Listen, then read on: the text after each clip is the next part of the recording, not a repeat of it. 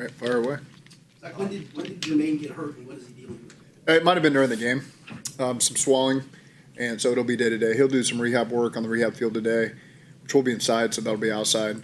And then we'll see if we can't get him in this next tranche of practices we got. Did anything flare up, I think, on Saturday? Well, it would have been, I mean, if it happened during the game, that's one of those things you don't really, you play the game and then you come up the next day, it's an off day. So, I mean, he reported it, and so we knew. I know it caught you all off guard, but, you know, it's all good. He's doing everything he can to get back on the field. Coach, what do you think of the Cincinnati Open last night? It's a great event. You know, I've been a couple times over the years, and I think all the upgrades they made were fantastic. My wife goes a lot. Unbelievable tennis. You know, gets a chance to see the number one player in the world play is pretty spectacular.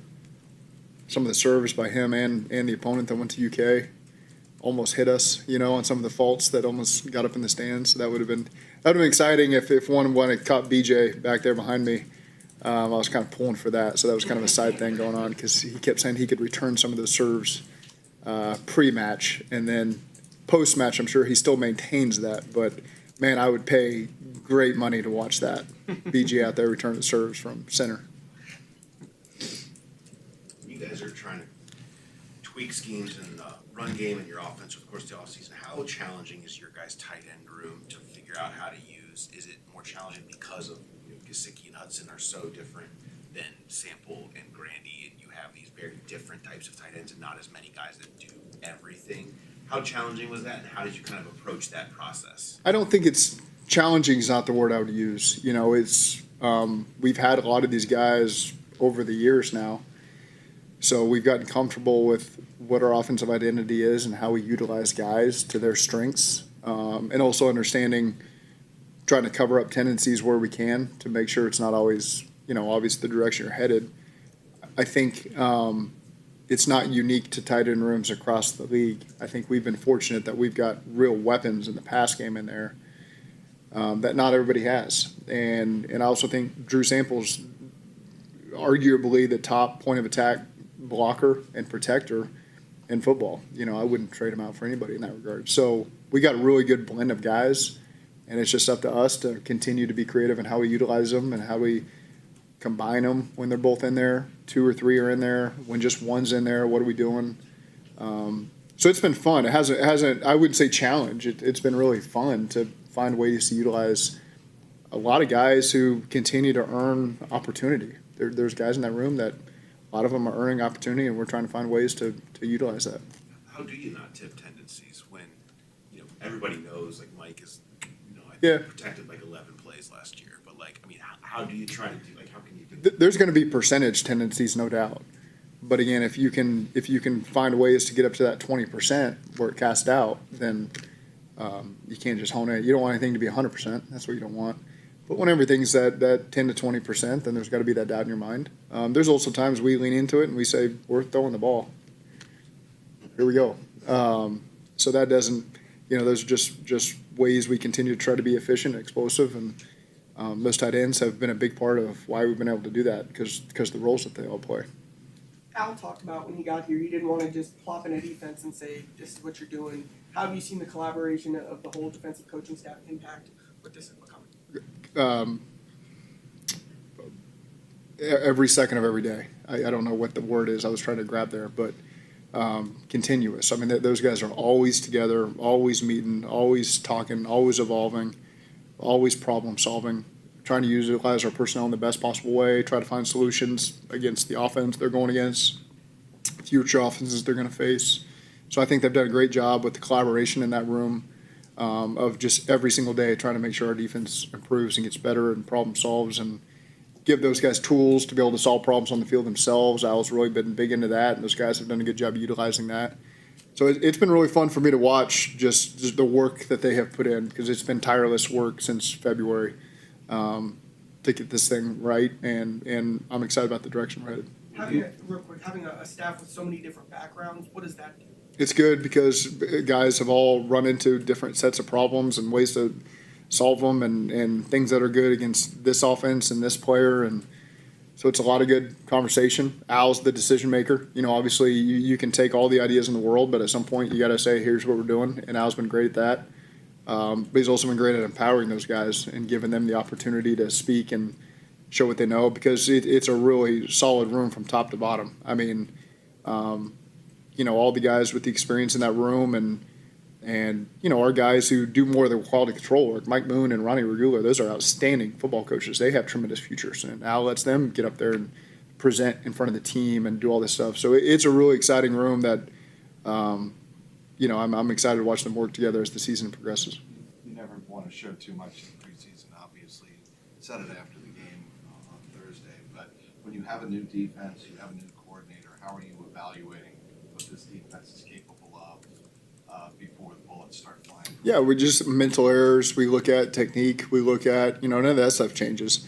So I think that just the communication, the overall communication, are all things you can evaluate. Then who can go out there and make some plays, make some one-on-one opportunities, who can tackle in space, who can cover, you know, in a one-on-one situation. And I was, you know, I thought in the second half of that game, the guys did a great job. You know, it's really, they held them to a field goal and we got a penalty, and so they got the re-kick a field goal they missed, and they did a good job minimizing the points. Held them to another field goal, and then we got a penalty and gave up a 2-yard touchdown the next play. But I thought those guys responded well at halftime and bowed up and gave our team a chance to come back and fight to be in the game. What do you like about Howard Cross? He does how you wanted to do it. And so, again, you just watch a guy doing his best to play with technique and helping the defense and kind of doing his 1/11th over there to do his job and make plays and impact the offense and allow others to make plays by just doing your job. That's the life of a D tackle. Is not always a sexy life. Sometimes you're trying to take on 2 blocks and hold those 2 blocks so that your backer can make a play or end can make a play. And I think, you know, he has shown the ability to do the things that we're asking those guys to do the dirty work and do it how we want it done. And that's a positive thing. He's gotten a lot of reps, you know, due to guys missing long-term practice, missing short-term practice. He's been a guy who's been available and he's gotten a lot of opportunity. For a guy like Shamar, how difficult is it to get him up to speed, make up for lost time, and get him conditioned for week 1, week 2 when it can be hot, but yet not overdo it? I think we're well on our way there. You know, I think Jerry's done a great job managing that and getting him the rips where he can. And there's been plenty of time since he's reported up to this point to really learn the offense and get in there and get extra time in there. So learn the defense, I guess. So I've been pleased with the progress that he's making, and I think we've got plenty of time to be where we want to be, especially before week 1 against Cleveland. We've seen Trey talk with Shamar. We'll talk about technique and stuff like that during practice. How valuable do you think that is in general for an established guy to go out of his way to help a young man? There's a lot of experience there, and so I think anytime you can pass down that experience, players are open to receiving it, and it's valuable for our team. Joseph Osai left early on Saturday and did practice Sunday. What's his time? Yeah, that's just a day thing, you know. So again, we'll monitor some of those guys today and tomorrow. Tomorrow's a bigger workload day for us, so we'll continue to manage guys, trying to get some guys to tomorrow so we can get a lot of work done. Are you indoor today? We're inside today, yeah.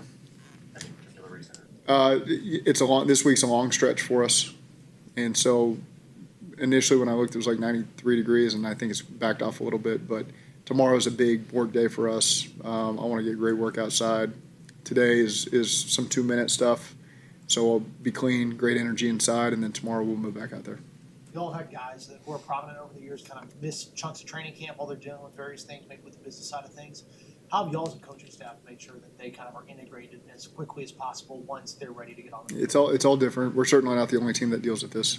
You look around the league, it's most teams. And so I think it's just you keep the train moving and make sure everybody's up to speed. And then when you get that player back, whoever it is, however long they've been here, it's always different. I don't think I've encountered a situation that's the same since I've been here. They're all a little bit unique, a little bit different. And so, again, you just manage it best you can and make sure the team keeps moving forward. Do you talk to just other coaches about that over the years? About, like, how do you deal with that? Is that something like you picked up? I mean, maybe. I can't think of a specific example, but talk about a lot of things with a lot of guys. You guys have played 8 OT games over the past 4 years. What are your thoughts on the new OT rules for regular season? I don't think we've ever lost because we got the ball second, you know. So for us, all the games have kind of played out naturally how this rule is going to be. So it hasn't. I don't believe at the San Francisco game we got the. Did they get the ball first in overtime in 21?